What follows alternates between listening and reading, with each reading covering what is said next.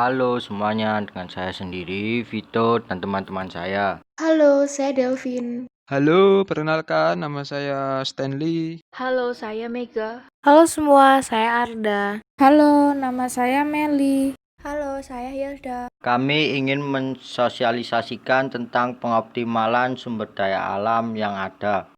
SDA itu segala sesuatu yang berasal dari alam yang bisa digunakan untuk memenuhi kebutuhan hidup manusia. Lalu bagaimana kita bisa memakainya dengan baik? Sebisa mungkin kita itu harus bisa memanfaatkan alam dengan baik. Terjadinya bencana alam tentu ada sebab dan akibatnya. Penyebabnya adalah ketidakseimbangan alamnya dan berlebih dalam memanfaatkannya. Akibatnya, bencana terjadi dan kerugian yang diterima dari pengoptimalan alam yang berlebih. Jadi, kita harus mampu mengoptimalkan tetapi tidak lupa untuk melestarikannya juga ya.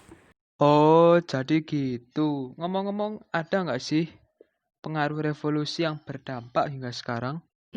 Kalau nggak salah sih yang aku tahu itu ada pengaruh Renaissance, Aufklärung, sama reformasi gereja. Jangan lupa juga tentang revolusi industri dan merkantilisme. Nah, kalau boleh tahu, emang pengaruhnya itu bagaimana sih? Kok kayaknya istilahnya keren? Setauku itu ya, kalau Renaissance itu ya perpindahnya dari zaman kegelapan, di mana ingin terbebas dari belenggu gereja secara kondisi sosial, ekonomi, budaya, dan politik. Nah, dari situlah masyarakat Eropa mulai open-minded dengan kembalinya pengaruh Yunani dan juga Romawi kuno. Nah, kalau gitu apa bedanya dengan Aufklärung?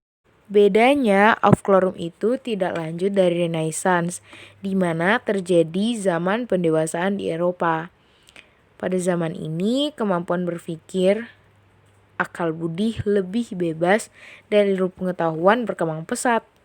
Nih, contohnya kayak Isaac Newton, Galileo, Kepler. Itu berasal dari zaman Aufklärung.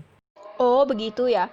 Ngomong-ngomong soal gereja, ada juga pengaruh gereja pada waktu itu ya ternyata, sampai-sampai terjadi reformasi gereja. Katanya sih karena kebijakan otoriter gereja pada masa itu yang merugikan masyarakat serta penyimpangan-penyimpangan seperti korupsi, sakramen, dan indulgensi. Nah, ya dari situlah nanti akan berakar ke perang salib antara Protestan dan Katolik. Wah, seru banget tuh. Wah, keren tuh dibahas. Tapi sekarang kita ke revolusi industri dulu ya, sama merkantilisme. Nah, kalau mereka ini lebih menjurus ke perekonomian sih kalau aku bilang. Merkantilisme itu menjurus ke monarki absolut, di mana setiap negara Eropa harus menjadi moneter sebanyak-banyaknya. Dan nantinya ada persaingan dagang antar negara. Dan juga pada masa itu gencar sekali tentang pelayaran, eksplorasi ke wilayah-wilayah baru yang nantinya akan membentuk koloni seperti kedatangan Belanda ke Indonesia. Dari sinilah lahir yang namanya paham kapitalisme dan kolonialisme. Oh, jadi gitu toh peranan merkantilisme. Baru tahu deh. Nah, kalau revolusi industri itu bagaimana? Perkembangan awalnya yang mempelopori itu negara Inggris. Dari situlah mutu industri di dunia dimulai dan bergerak dinamis. Munculnya pabrik-pabrik produksi yang menunjang kebutuhan, dan juga awal dari kapitalis dan imperialis modern pada kala itu.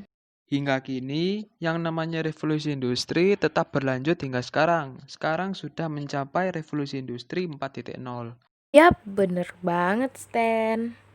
Oh iya, menurut kalian dari banyaknya proyek yang ada, apakah memiliki dampak yang buruk bagi lingkungan hidup? Kalau menurutku sih ya, makanya pada zaman ini dibuatnya konsep yang namanya AMDAL, sehingga dapat menganalisis dampak yang terjadi di lingkungan hidup. Ngomong-ngomong, kalian tahu nggak sih pengertian dari AMDAL dalam perencanaan suatu proyek itu apa? Nah, jadi AMDAL itu dibuat saat perencanaan suatu proyek untuk mengetahui apakah proyek tersebut memberikan pengaruh terhadap lingkungan hidup di sekitarnya. Nah, maksud dari lingkungan hidup itu seperti aspek biotik, abiotik, dan kultural. Dan juga seperti dasar hukum AMDAL di Indonesia, yaitu pada Peraturan Pemerintah Nomor 27 Tahun 2012 tentang izin lingkungan hidup sebelum memulai suatu proyek. Tadi kan kita bahas tentang AMDAL. Nah, sekarang kalian tahu tidak potensi dari persebaran SDA di Indonesia? Kalau dari yang aku tahu sih SDA di Indonesia ada 4, yaitu kehutanan, pertambangan, kelautan, dan pariwisata. Nah, kalau di potensi kehutanan di Indonesia itu ada kayu dan non-kayu.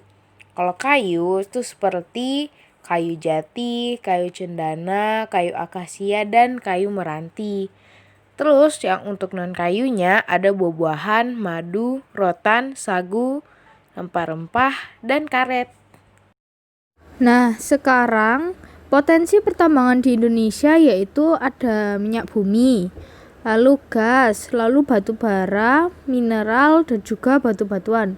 Setelah pertambangan, yaitu kemudian potensi kelautan di Indonesia itu ada perikanan, hutan mangrove, pertambangan, dan terumbu karang. Dan potensi yang terakhir adalah pariwisata yang ada di Indonesia seperti wisata alam, wisata religi, wisata budaya, dan juga wisata keluarga. Kalian tahu nggak prinsip pembangunan berkelanjutan itu apa aja? Prinsip yang pertama adalah pemerataan dan keadilan sosial, yaitu tidak adanya ketimpangan akan sumber daya bagi masa kini hingga masa yang akan datang. Misalnya pemerataan distribusi lahan dan kesetaraan gender.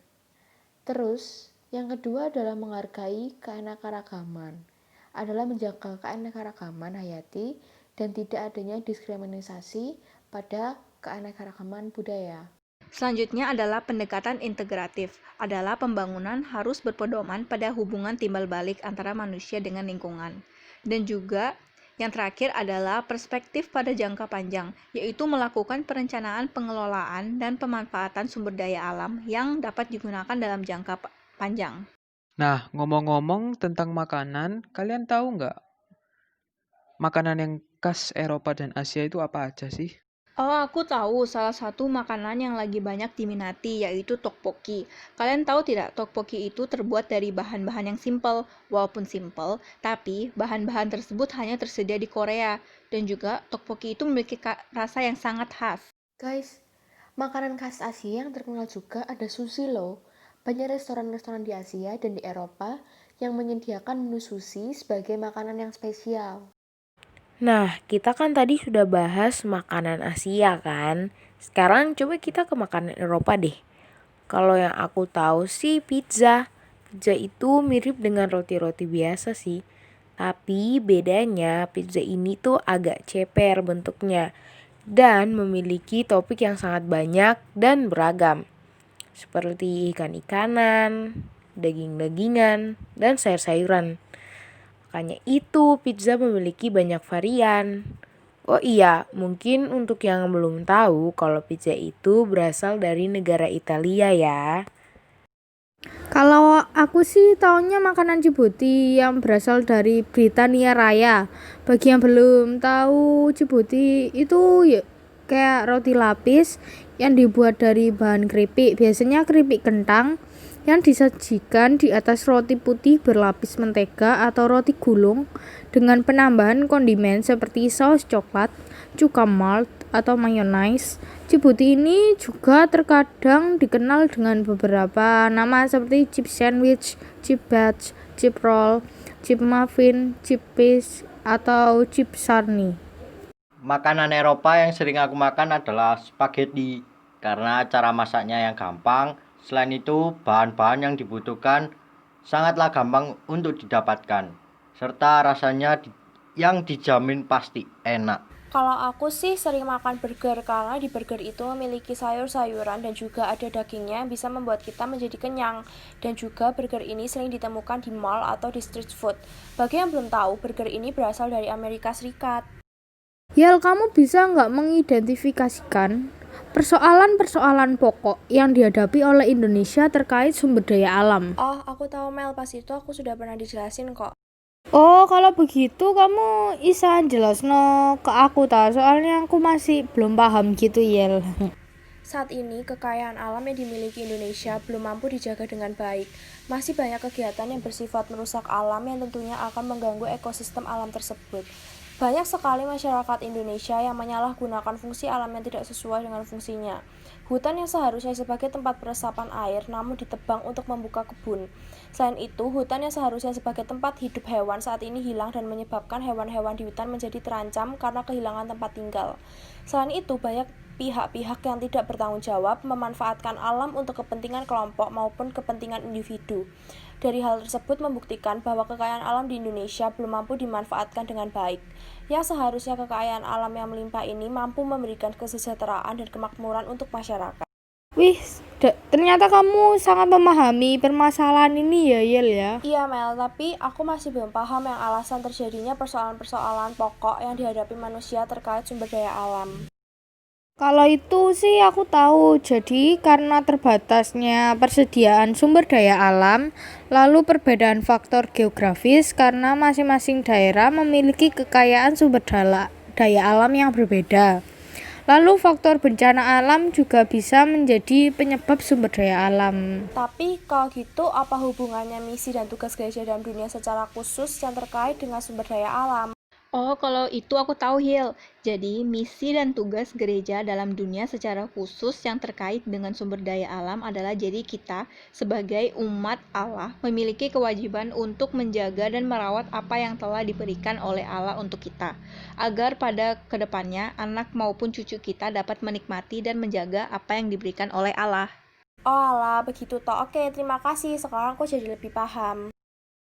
Nah, sekarang podcast keempat kami ini sudah selesai. Terima kasih ya teman-teman semua yang sudah mau mendengarkan dari awal videonya hingga akhir. Jangan lupa ya di like, komen, sama subscribe atau tidak berlangganan langsung ya. Terima kasih.